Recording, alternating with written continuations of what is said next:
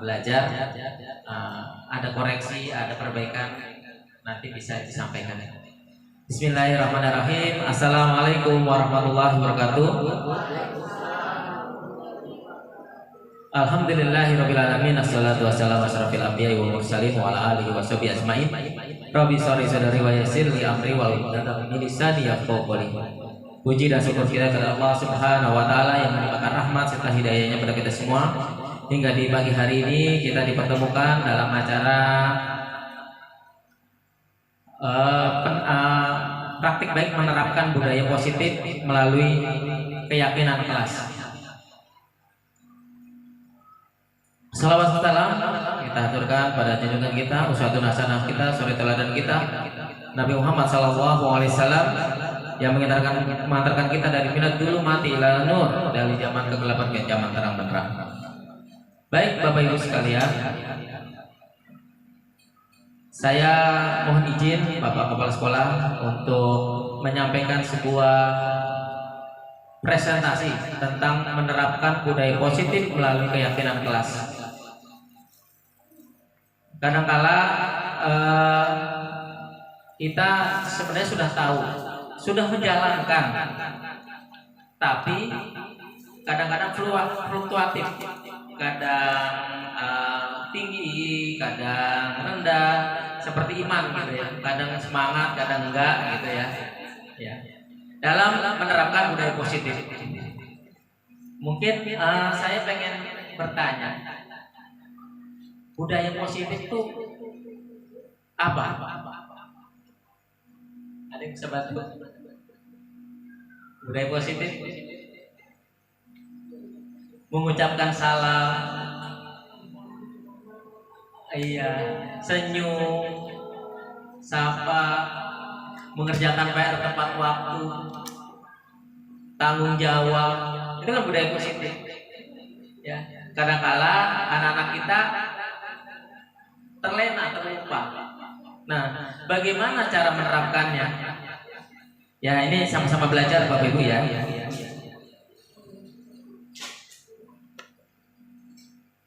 Di sini di pendahuluan saya sampaikan bahwa budaya positif merupakan perwujudan dari nilai-nilai atau keyakinan universal.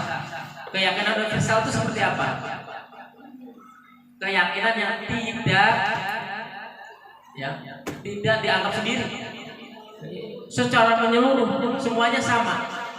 Ya, kalau kita nyeritain orang, bapak itu baik, ya kan?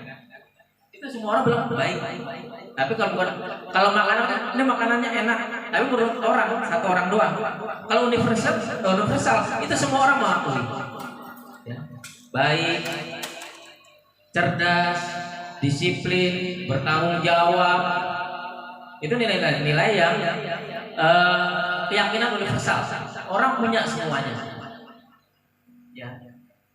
Jadi jangan anggapan sendiri. Kalau anggapan sendiri nanti egois namanya. Ini yang diterapkan di sekolah. Budaya positif ini dapat diciptakan dengan menerapkan konsep-konsep inti dari disiplin positif. Disiplin positif itu disiplin yang terjadi akibat dari kesadaran diri. Dia ngaku salah karena melakukan kesalahan, datangnya dari diri, bukan gara-gara gurunya. Kadang-kadang dari gurunya kan, kamu salah nih, enggak, tapi dia tahu salah itu gara-gara dia sendiri. Menerapkan konsep-konsep inti dari disiplin positif. Motivasi perilaku manusia, posisi kontrol restitusi, nanti kita lihat posisi kontrol restitusi itu seperti apa, nanti kita bahas.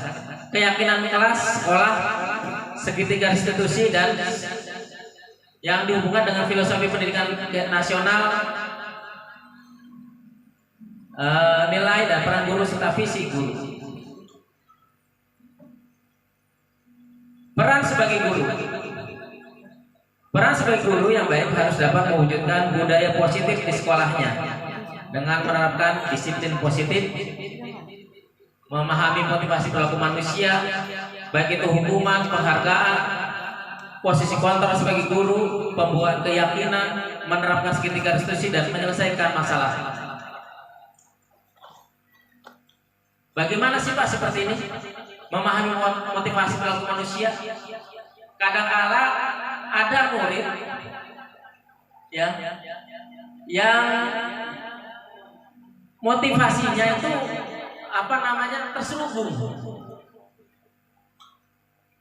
terselubung menipu kita. Contohnya misalkan, kenapa kamu datang tepat waktu? Alasannya apa? Takut kena hukuman. Kenapa kamu ikut lomba? Karena dapat hadiah. Tidak lahir dari dalam diri.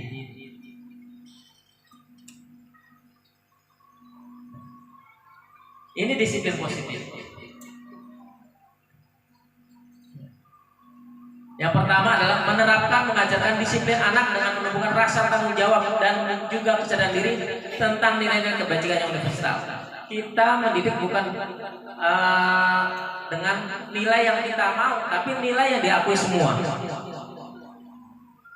Yang kedua, melatih mengontrol diri dalam melakukan segala tindakan dan kegiatan.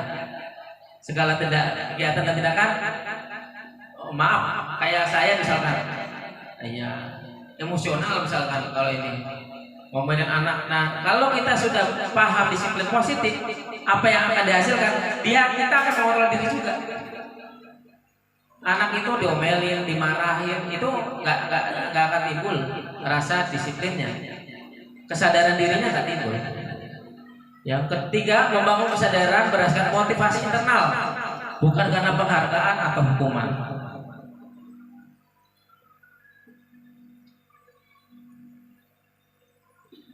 Motivasi perilaku manusia. Ini ada 3 motivasi hukuman pada perilaku manusia. Yang pertama adalah hukuman. Jadi untuk menghindari ketidaknyamanan, ya biasanya jangan ya, tidak boleh ya, hukuman nanti baku hukum ya. Nah ini yang timbul dari hukuman, bukan dari hati, karena dia takut penghargaan. Nanti kalau maju dikasih 10.000 ya. Nanti kalau maju siapa yang nilainya terbaik gitu, nanti dikasih hadiah Pak Guru. Nah ini penghargaan untuk mendapatkan imbalan atau penghargaan dari orang lain. Ternyata ini juga menipu. Di sini faktor eksternal ini kalau bisa dihindari. Nanti kita bangun, ya walaupun tetap ada, tapi kita kurangi. Ya, yang kita bangun adalah posisi motivasi perilaku internal untuk menjadi manusia yang diinginkan dan menghargai diri sendiri sesuai dengan nilai kebaikan yang universal.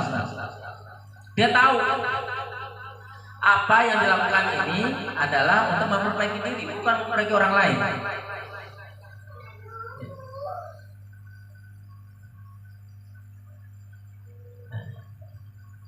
Dalam melakukan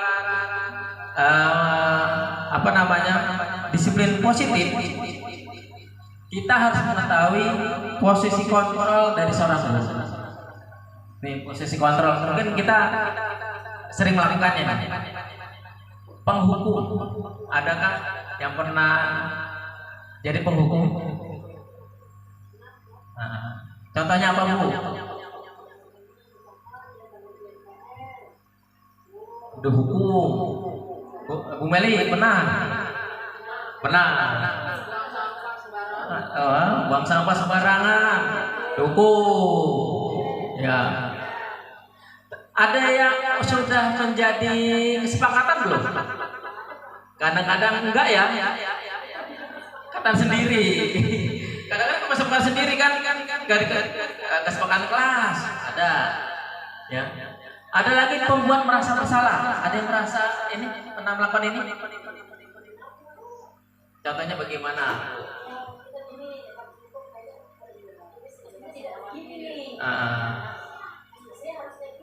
Kalau ke muridnya, Jadi murid itu jadi merasa berdosa, pernah nggak? Bagaimana caranya, Bu? Kamu kalau tidak mengerjakan PR nanti gimana? Iya, jadi kamu, iya boleh Bu, benar. Jadi ada yang modelnya gini, kamu nyusahin kami Pak Guru nih. Apa nggak kasihan sama Pak Guru? Pak Guru udah capek-capek ngajar, kamu nggak ngerjain PR seperti ini. Nggak kasihan kamu sama orang tua kamu. Itu kan membuat ini apa? Merasa bersalah. Pernah ngalamin? Iya. Teman. Siapa yang pernah? Kan siswa sebagai teman gitu. Iya. Kalau apa ya, anak yang sering diem gitu, biar dia bisa mengeluarkan unek-uneknya. Iya, iya. Ada yang modelnya kayak Bu Haji tuh ya. Kakak siapa namanya? Si yang cinta, si siapa yang laki-laki? Disuruh-suruh, diajak ngomong. Jadi dia dekat sama kita, ya, dekat sama kita, ya, menjadi teman, pemantau. Selama ini Bapak perhatikan kamu sudah baik, itu pemantau. Selama ini kamu suka badung, suka ganggu temennya. Ada yang pernah ngalamin begitu? Pemantau? Semua guru emang jadi pemantau. Pemantau.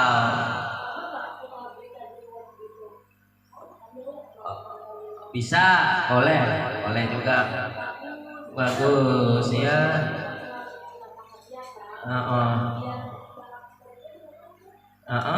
Benar Bu Haji. Ya, jadi pujian, hadiah, bukan hanya punya hadiah itu berupa benda, tapi berupa pujian juga itu hadiah, penghargaan. Nah, yang terakhir itu manajer. Nah, ini posisi kontrolnya ada penghukum, pembuat merasa bersalah, teman, pemantau, manajer. Wah, ini yang keren nih. Manajer. Penguasa kelas. Oke. Selain itu apa Bu Mimi? Boleh. Memegang kendali. Alright. Ya. Ya. Nih. Iya. Fotonya ya. Udah dapet ini ya. Posisi kontrol yang baik dipilih oleh guru adalah manajer. Ternyata. Ya.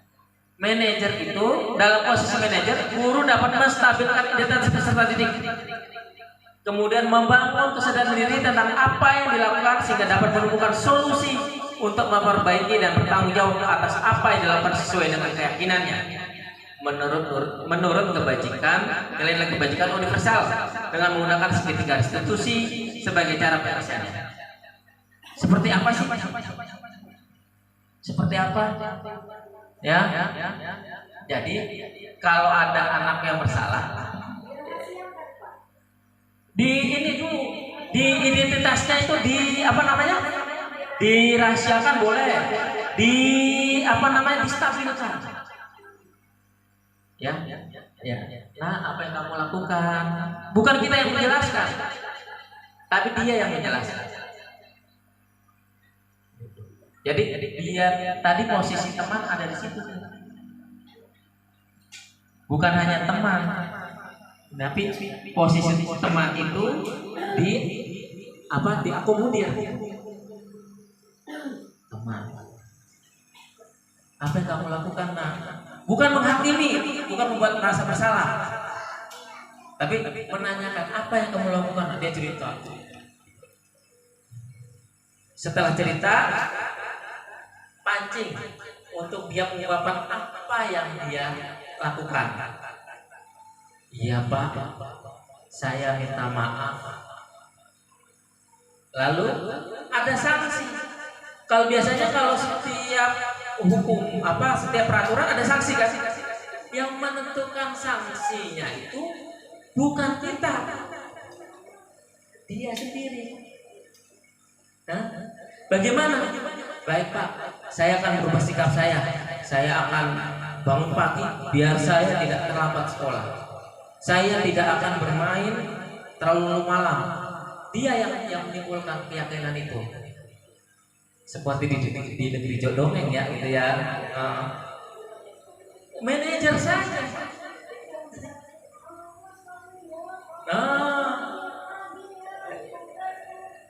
Nah, itu ya yang selama ini kan kita itu sebagai penghukum kan, posisi kita sebagai penghukum, dendam, dan akhirnya yang timbul tadi yang pertama dimotivasi dirinya apa? Nggak yakin dia tentang apa yang dia lakukan ini, nggak ada perbaikan karena dia kenapa kamu melakukan itu? Oh dihukum saya. Kalau mau melakukan saya dulu. Nah, ini posisi manajerial yang baik.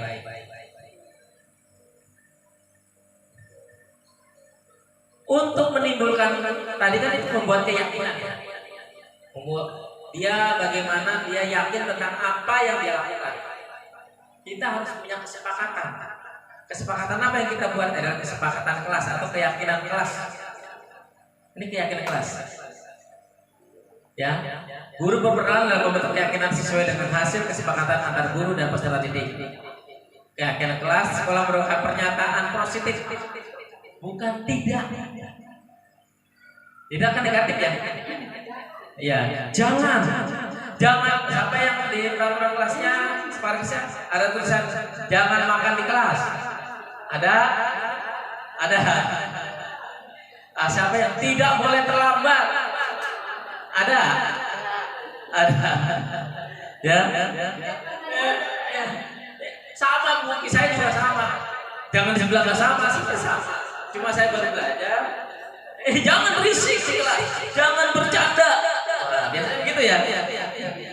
Tidak. Ya. Nah, nanti kita lihat.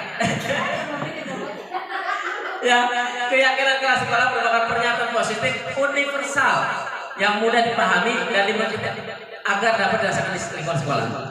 Bagaimana caranya? Caranya itu timbul dari peserta didik kita, anak-anak kita. Ya. Contohnya bagaimana saya bikin keyakinan kelas? Datang tepat waktu. Datang tepat waktu itu kerugian buat anak apa? Kerugian untuk kalian apa nak? Kenapa? Tidak disiplin Pak, dia bilang gitu kan. Terlambat mendapat pelajaran Pak. Jadi yang rugi dia, bukan kita. Jadi dia sadar itu gara-gara dia rugi, bukan gara-gara kita yang rugi.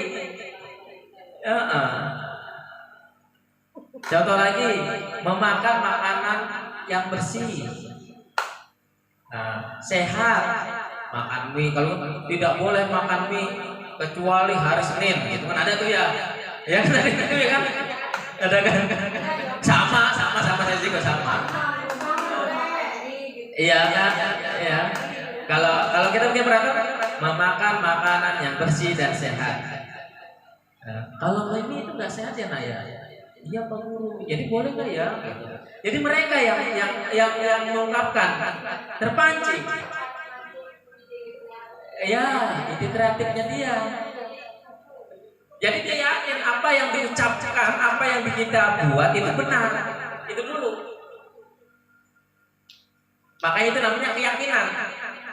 Kalau dia nggak yakin, misalnya saya nih, Pak Ahmad paling ganteng, kan pada nggak yakin kan? Fitnah kan, gitu misalkan. Iya. Iya. Jadi keyakinan buat saya sendiri, sama istri saya mungkin ya. Ya, keyakinan itu keyakinan kristal yang kita bisa pancing, dan mereka pasti tahu. Anak-anak itu akan timbul perasaan, ya kenapa ya saya nggak boleh terlambat ya?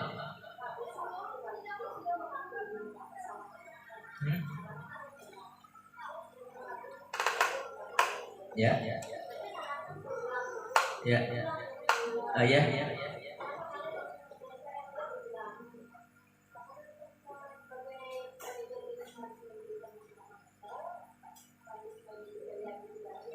Ya.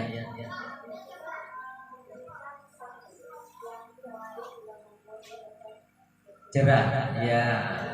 Memang kembali lagi bahwa dalam konsep ini kesabaran, ketekunan dari seorang guru diuji.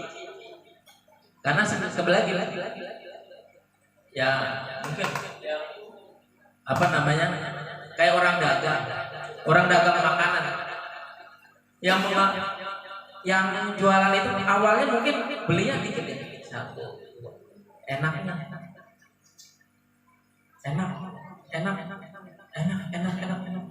untuk mengatakan enak itu dia nggak bisa sehari 2 hari,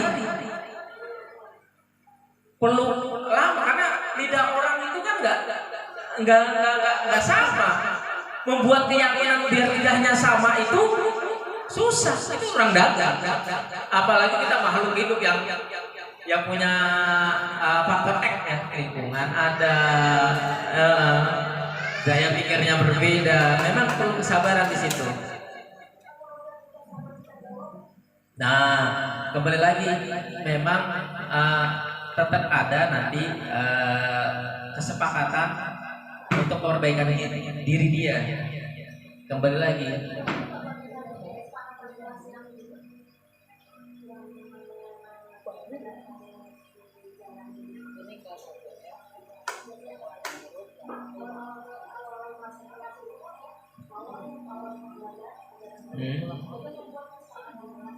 Ya.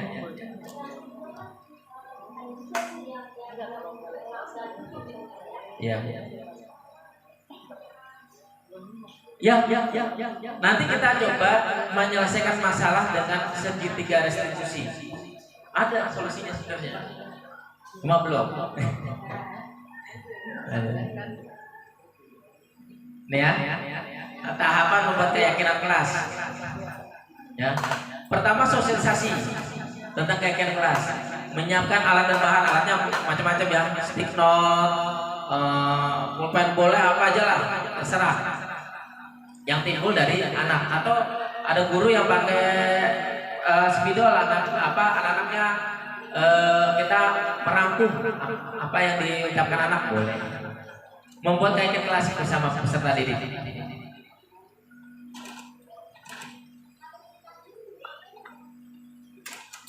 Waduh, oke. Kita dengerin videonya dulu Ibu ya. Ini maaf ini kelas bukan di kelas saya, kelasnya Bu Darmi.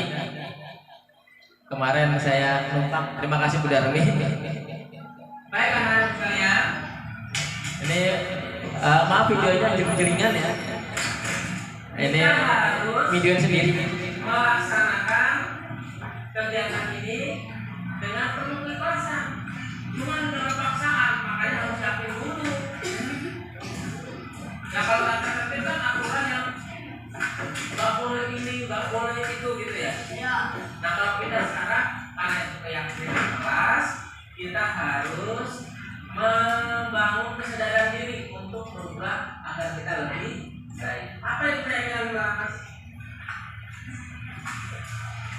Nah ini dia.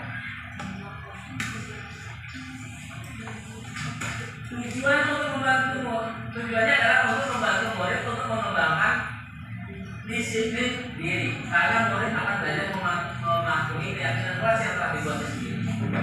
Jadi bukan dipaksa, tidak boleh. Ya, harus tahu penyebabnya. Ya, contohnya, kenapa kita harus berangkat tepat waktu?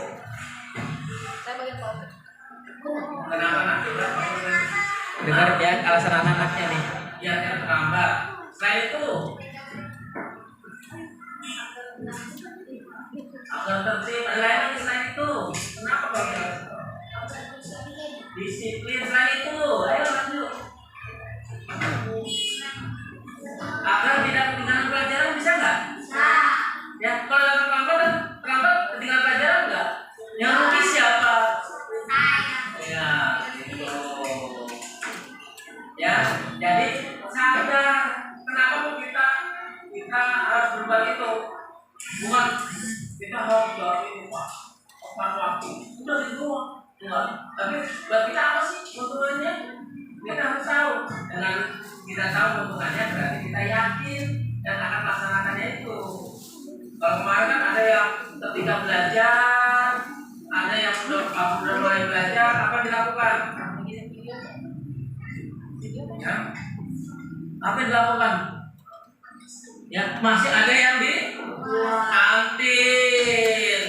Beli jajan dulu Pak, beli minum dulu Pak. Ya, akhirnya masuk kelas yang terlambat, pembelajarannya juga terlambat. Merugikan siapa nak? Diri sendiri. Selain itu, selain Pak Guru, teman-teman yang lain juga ikut terlambat. Ini tadi ini tidak disetting Bapak Ibu. Anak itu nggak mengucapkan apa yang namanya suruh bapak gurunya. Dia mengucapkan sendiri. Jadi mereka itu punya kesadaran sendiri tentang ini. Jadi bukan disetting. Kalau orang-orang kan terkesannya disetting gitu. Kita ngomong gitu nah, ngomong ini enggak. Kesadaran diri mereka. Iya. Ya, ini ternyata dalam sosialisasi mereka mengucapkan itu. Kenapa kamu sih harus datang ke tempat waktu? Wah, tidak disiplin Pak, tidak tertib Pak, kan gitu. Ya, rugi Pak, ketinggalan pelajaran Pak, ganggu temennya Pak. Jadi dia ketika dia datang lambat, dia punya keyakinan apa yang menyebabkan apa penyebab kalau dia datang terlambat? Apa yang disebabkan oleh dia datang terlambat? Ya, yang disebabkan oleh dia datang terlambat apa? Rugi orang banyak, kita diri sendiri, orang lain. Nah, ini timbul sendiri. Nah, ini alat-alatnya. Nah, ini membuat keyakinan kelas. Ya. Ini nggak kelihatan tulisannya tapi saya buat saja ya. Ini keyakinan kelas yang kemarin keluar dari anak-anak.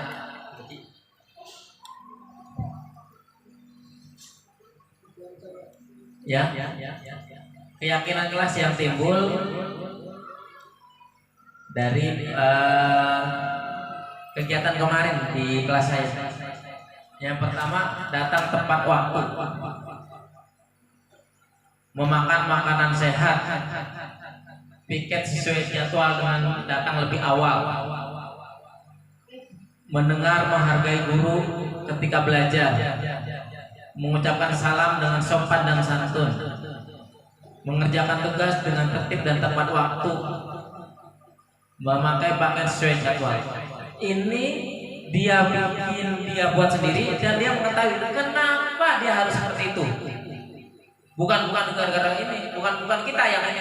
Kenapa ya? Nah, kamu datang tepat waktu. Kalau nggak datang tepat waktu, kamu ganggu yang kelas. Nggak bukan kita, tapi mereka yang mencari tahu kenapa harus datang tepat waktu. Kenapa harus makanan bergizi? Sakit Pak, nanti nggak bisa sekolah, belajar ketinggalan. Ya. Jadi bukan dilarang makan mie gitu, tapi nggak ada solusi. Baik, kita lanjutkan. Nah, ini tadi ada kata-kata ini. Ya. Bagaimana kalau ada pelanggaran? Tadi ada pertanyaan itu ya. Bagaimana kalau ada pelanggaran? Ini kita belajar namanya segitiga restitusi. Murid diberikan kesempatan untuk mengintrospeksi diri, sehingga jika terjadi kesalahan, murid akan belajar mengambil hikmah dan memiliki motivasi internal untuk memperbaiki kesalahannya. Ya, segitiga restitusi itu ada 3. Yang pertama, menstabilkan identitas. Jadi jangan dihakimi dulu, jangan dihukum dulu, tapi kita tanya, kenapa biar dia bikin sampai dia mengucapkan ada hal tentang apa yang dilakukan sebagai teman tadi. Langsung ditanyakan lagi. Ya.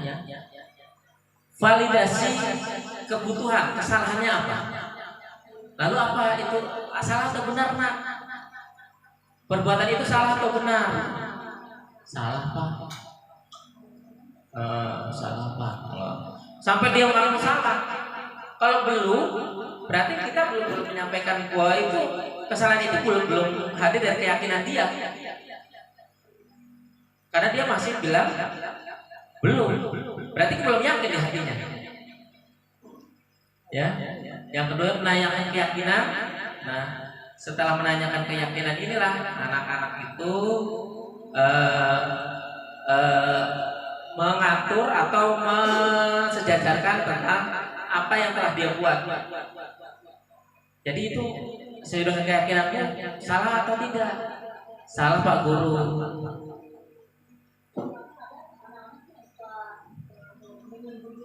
Iya. Iya.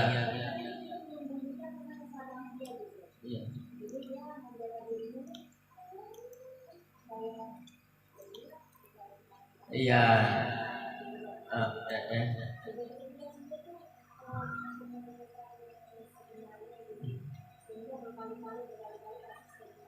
Ya. Makanya posisi guru ini memang luar biasa.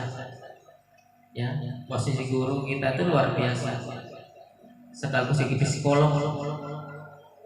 Iya, borongan. Kalau yang kita tunggu itu kan makhluk hidup yang punya napas, punya hati.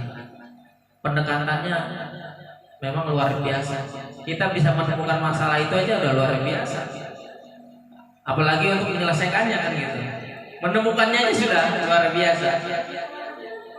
Enggak, ya. Memang kembali lagi bahwa guru itu harus kolaborasi gitu. Tidak bisa sendiri menyelesaikan masalah yang kompleks ya. Ini masalahnya kita benturannya bukan hanya kepada sikap anak. Ini baru dari satu sisi anak peserta didik, karena kita berpusat ke peserta didik. Kita harus mensesuaikan dengan lingkungan, kondisi keluarga. Kan penyebabnya kan sebenarnya juga banyak yang terjadi penyimpangan atau kesalahan itu yang ada di lingkungan atau di keluarga gitu. Nah ini kembali lagi sinergi, kolaborasi lah sebenarnya. Ini contoh kasusnya.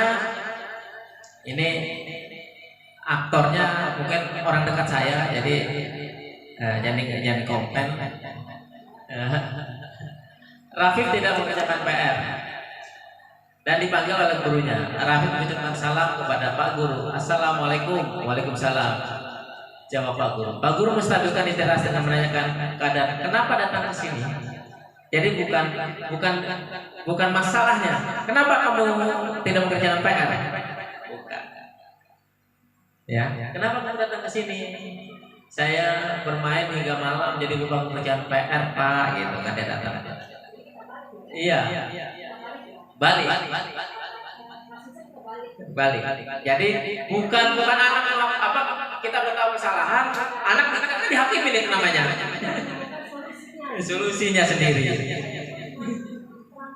Perantara, manajer. Kita jadi manajer. Kemudian Pak Guru menjelaskan bahwa bermain itu memang mengasihkan, tapi jangan lupa mengerjakan PR. Nah, ini adalah kegiatan menanyakan keyakinan, ya, validasi dari yang kesalahan. Oh iya, berarti bermain memang mengasihkan, tapi yang mengerjakan PR juga penting kan gitu. Sehingga Raffi menyadari kesalahannya, ya, dia langsung, iya maaf Pak, mohon maaf Pak, saya terlambat membuat PR. Ya. Pak Guru menanyakan keyakinan kepada Raffi tentang apa yang dilakukan. Raffi menjawab dan memberikan solusi. Ya kan? Dia bermain setelah mengerjakan PR-nya. Pak Guru pun memberikan apresiasi atas pendapatnya. Jadi ketika nanti mau bermain, boleh bermain, tapi ngerjain PR dulu, biar nanti bermainnya puas. Jadi ada solusi yang dia bisa dapat gitu. Jadi bukan dari kita jahat, kau kerjain PR gini, gitu enggak. Tapi dia sendiri yang menemukan. Ya. Iya, biasanya kan kita gitu. Makanya memang kembali lagi segitiga restitusi ini apa namanya? Saya juga baru dapat ilmunya dan memang sebenarnya kita juga sudah melakukan, cuma istiqomah. Ya, kadang benar, kadang enggak, kan kita tuh masih di situ. Apalagi kalau emosi kita naik gitu ya, ya, dari Rizab dan agak gitu. Ini suaranya agak kecil ya, nanti ada video.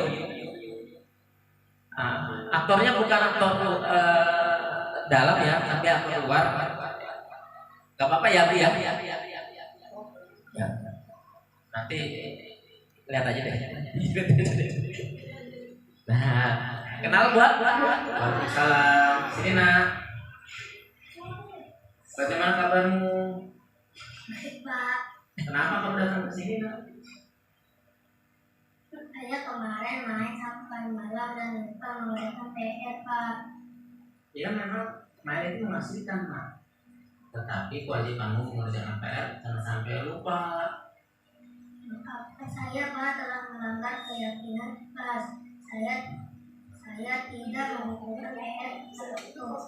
Lalu apa yang kamu lakukan? Saya akan main setelah kewajiban saya mengerjakan PR telah selesai.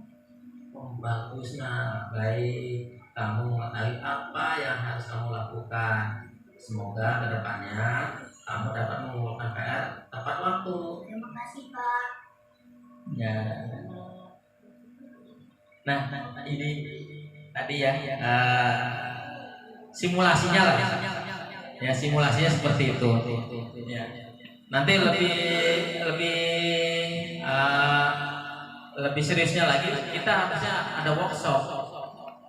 Bagaimana bikin keyakinan kelas, bagaimana biar disiplin kelas, bagaimana praktek kita melakukan segitiga restitusi, gitu. Ada anak yang kurang tidak tertib, yang terlambat, ada yang kan kita belajar sebagai guru kan udah lama jadi guru ya. Alasan anak-anak kan banyak tuh. Nah kalau kita praktekin, ini kira-kira nih gurunya bisa menyelesaikan masalah ini enggak ya? Ya. Ini kemarin dari teman saya kebetulan guru BK. Satu kelompok itu guru BK. Pengalaman ini luar biasa katanya. Di BK sendiri belum dipelajari. Sedangkan BK itu tempat menyelesaikan masalah kasus-kasus anak-anak. Jadi segitiga restitusi itu memang kembali lagi membangun kesadaran.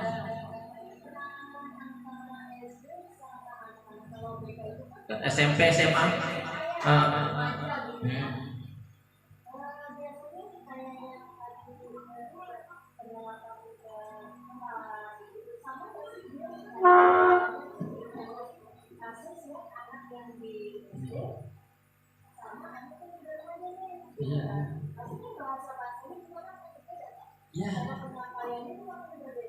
Iya, memang.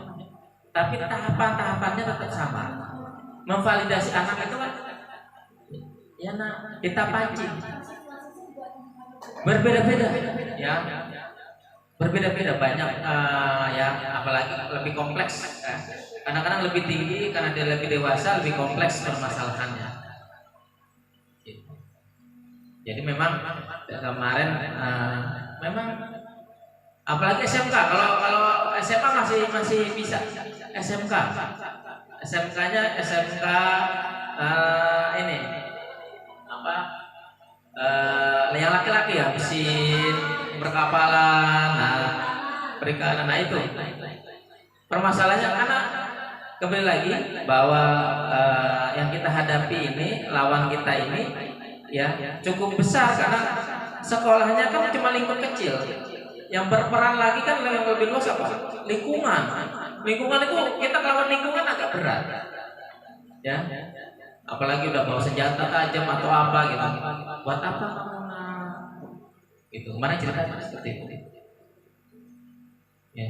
Dan memang agak kompleks Dan kembali lagi bahwa keyakinan kelas itu dibentuk, dibuat, ya perlu. Bahkan dibikin menjadi keyakinan sekolah atau kesepakatan sekolah juga bisa. Tapi tetap tadi yang Ibu Haji sampaikan, perlu adanya peraturan. Peraturan itu untuk membatasi sampai maksimalnya lah, ya perlu ada, ya. Ini sedikit keterkaitannya dari budaya positif, ya. Kenapa ada keterkaitan ada antara budaya positif dengan pemikiran KHD? Dari pemikiran KHD itu bahwa pendidikan itu adalah berpihak kepada peserta didik. KHD itu Ki Hajar Dewantara. Ya, KHD itu Ki Hajar Dewantara. Nggak muat KHD. Ya, jadi berpihak pada peserta didik, bukan kepada guru, tapi berpihak pada peserta didik. Kita tanya permasalahannya apa, problemnya apa. Yang kedua adalah nilai dan peran guru, ya. Ini kalau dalam budaya positif dalam dapat terwujud itu dengan ada 5 nilai guru, ya. Mandiri itu berani bekerja sendiri, reflektif, dapat mengakui kesalahan, dapat menerima koreksi, reflektif, mengajak, kolaboratif. Kegiatan ini tidak bisa berlangsung tanpa ada kolaboratif, tanpa kerjasama kita semua. Yakin sekolah ini tidak akan berubah tanpa ada kolaboratif, adanya kerjasama. Inovatif. Inovatif itu bukan timbul dari person, dari satu orang, tapi bisa datang dari siapa saja. Makanya saya kemarin ketika membuat Kombel, ya. Kombel ini kembali lagi bukan kewajiban dari guru penggerak untuk membuat Kombel. Jadi ini adalah alat buat kita untuk bersama-sama menambah pengetahuan kita. Yang bisa ini, bisa itu, kita tampilin. Hadiahnya apa?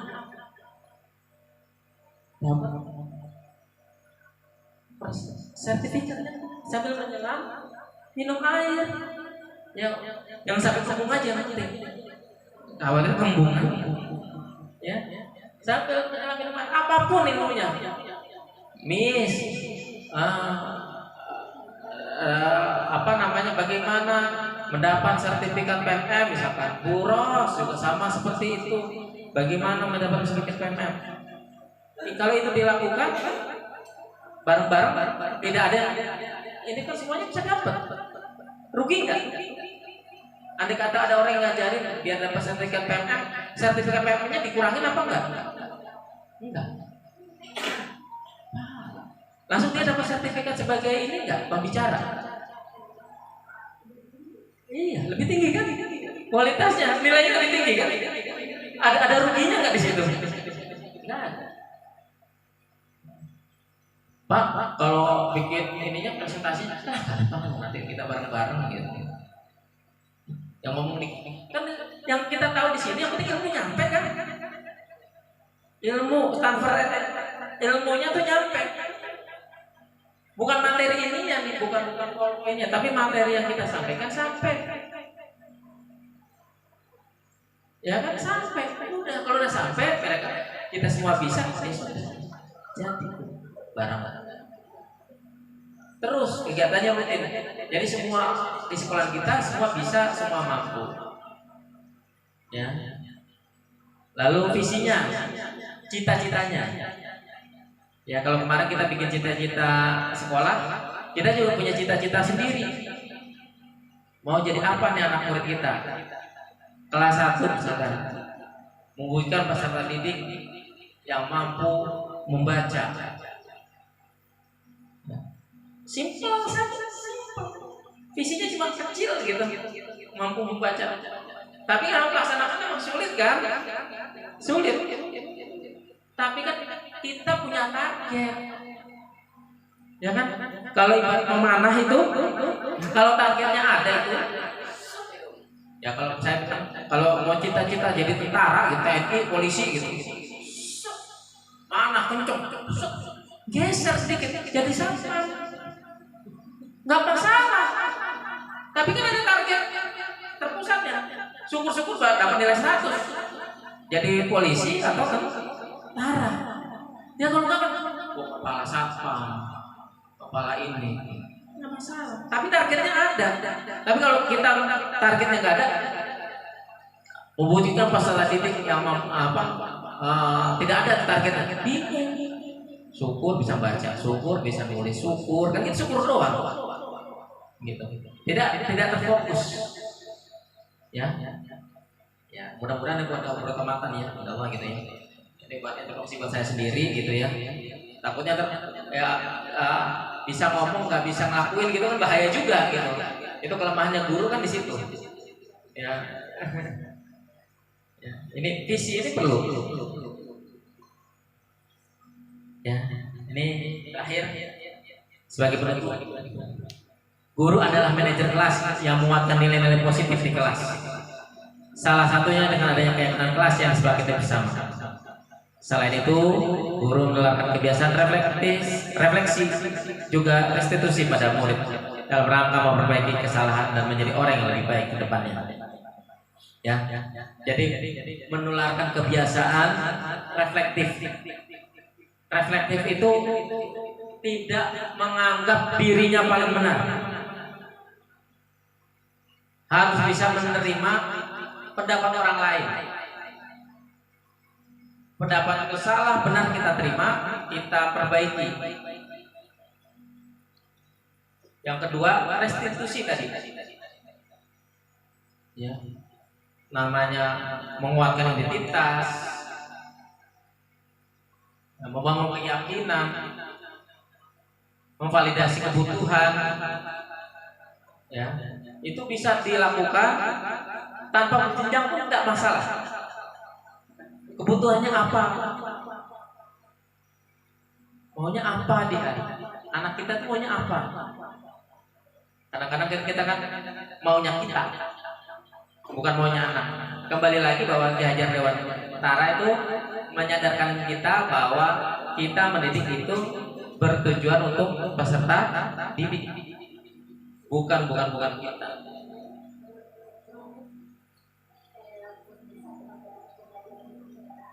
Ya, berpusat pada anak. Iya, kebutuhan anak. Ya, kalau kedepannya itu nanti saya sedang belajar. Ibu bapak sekalian sudah pernah mendengar tentang diferensiasi, ya. Kalau Bu Nura pasti sudah belajar dan praktek, emang diferensiasinya cukup nyata gitu ya. Ya, diferensiasinya cukup nyata. Ya, nanti mungkin kita sama-sama belajar. Mungkin belajar bukan kalau saya kan hanya menyampaikan apa yang saya sudah dapat. Tapi nanti mungkin ada yang langsung dari prakteknya Bu Nura. Yang bagaimana Bu Nura, Bu Irma itu sama kan ya? Ada anak-anak spesial pakai telur ya. Bu Mariani ya. Sang bidadari cantik ya, Lesti ya, luar biasa. Ya ini mungkin nanti ke depan kita belajar bersama, saling kolaboratif gitu. Kalau saya kan belum ngalamin ya, tapi kalau nanti ada cerita keletupan dari ini Bu Nura, Bu Mariani, begini Pak, kan kita juga sama-sama ternyata anak ini seperti ini dalam kesehariannya. Maaf Bapak Ibu, mungkin itu aja yang bisa saya sampaikan. Kurang lebihnya mohon maaf. Terima kasih atas perhatiannya. Yang benar ridhonya Allah, yang salah itu datang dari pribadi saya sendiri. Kita tutup pertemuan ini dengan bersama-sama membaca hamdalah. Alhamdulillahirabbil alamin. Wassalamualaikum warahmatullahi wabarakatuh.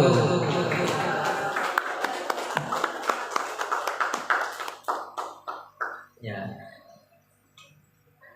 gak pakai tanya jawab ya. Terima kasih Bapak Ibu ya. Mudah-mudahan ini sedikit dari saya. dari pengalaman saya, ilmu yang saya dapat dari pertemuan-pertemuan yang saya lakukan, mudah-mudahan bermanfaat. Itu aja yang bisa saya sampaikan. Nanti dapat sertifikat atau apa? Iya, nanti kita bikin. Ya bikin dong, Pak. Bikin.